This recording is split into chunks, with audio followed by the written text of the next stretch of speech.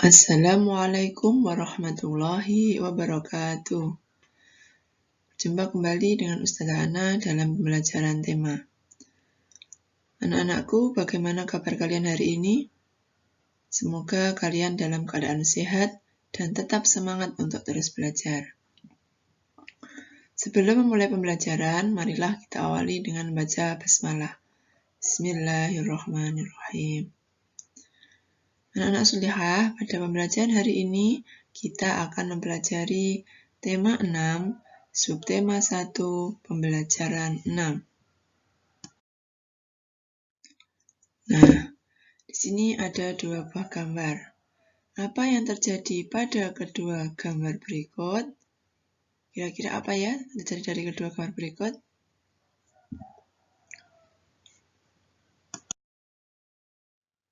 Nah, dari gambar terlihat, untuk gambar yang pertama itu terlihat gambar yang sangat tertib. Nah, ketika lampu lalu lintasnya merah, mereka berhenti, kemudian ketika yang hijau berjalan, sebagainya.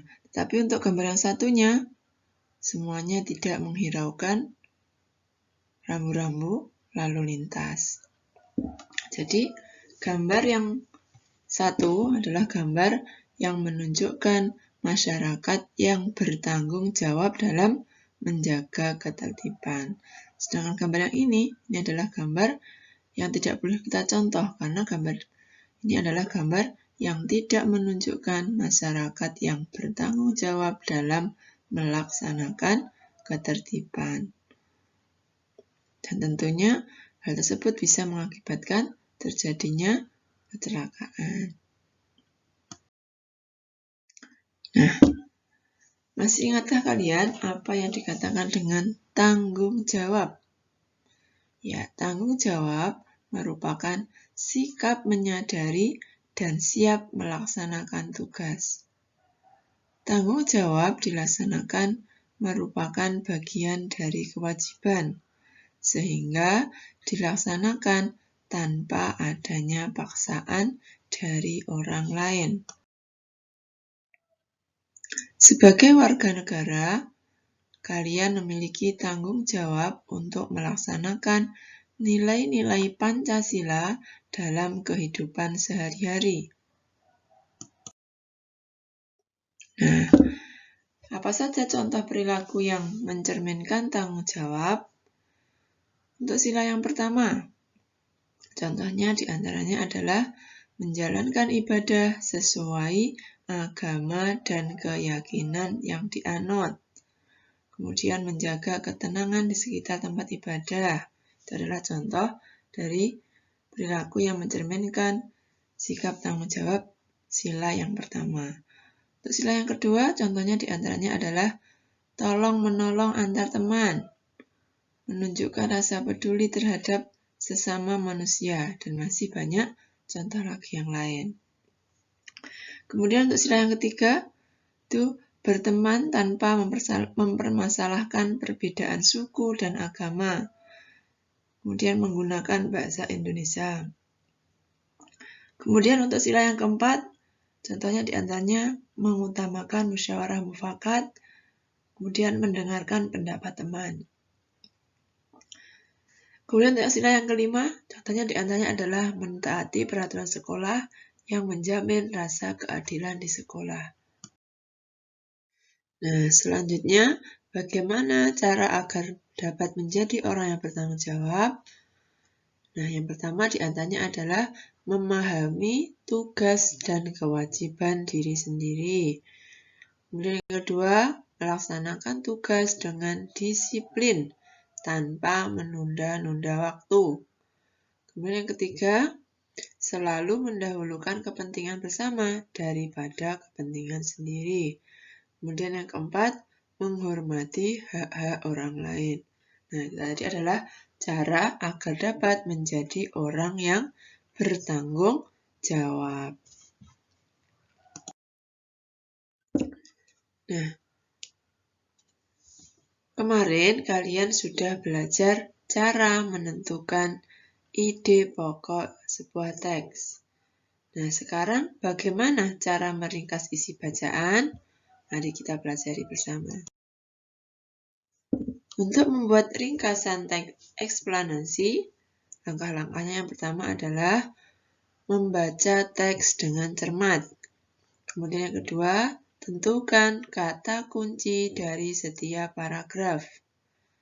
Langkah yang ketiga, temukan ide pokok pada setiap paragraf. Dan yang keempat, menyusun ide pokok menjadi sebuah bacaan. Nah, kita ke contoh. Nah, di sini ada bacaan tentang tanggung jawab sebagai warga negara. Mari kita baca bersama.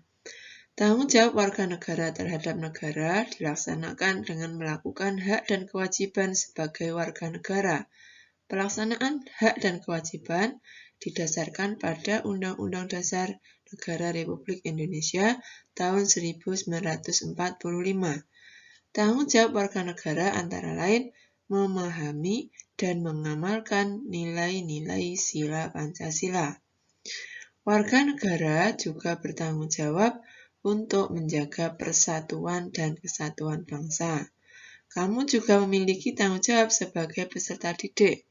Tanggung jawabmu adalah menaati peraturan yang telah ditetapkan di sekolah maupun pemerintah sesuai peranmu sebagai peserta didik. Peraturan sekolah harus sejalan dengan sila-sila Pancasila dan undang-undang yang berlaku di Indonesia. Nah, dari paragraf pertama, kira-kira kata kuncinya apa? Nah, kata kuncinya adalah tanggung jawab dan warga negara. Nah, kemudian ide pokok dari paragraf pertama tadi, itu ide pokoknya adalah pelaksanaan tanggung jawab warga negara harus didasarkan pada Undang-Undang Dasar 1945. Jadi ide pokoknya adalah itu. Nah, kemudian untuk kata kunci paragraf yang kedua, itu tanggung jawab dan peserta didik. Nah, kemudian ide pokoknya apa? Ide pokoknya, sebagai seorang peserta didik, kamu harus mentaati peraturan di sekolah dan pemerintah dengan tanggung jawab. Nah, jadi ringkasan dari bacaan di atas adalah berarti apa?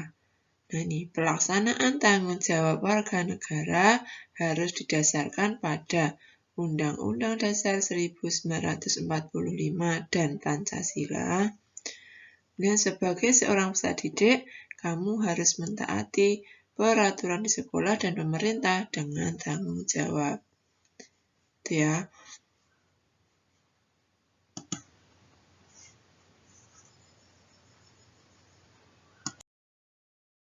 Nah, baik anak-anakku, untuk pembelajaran hari ini Ustazah cukupkan. Semoga apa yang kita pelajari bermanfaat bagi kita semuanya. Ada kurang lebihnya Ustazah mohon maaf. Mari kita tutup pembelajaran dengan baca hamdalah. Alhamdulillahirabbil alamin. Wassalamualaikum warahmatullahi wabarakatuh.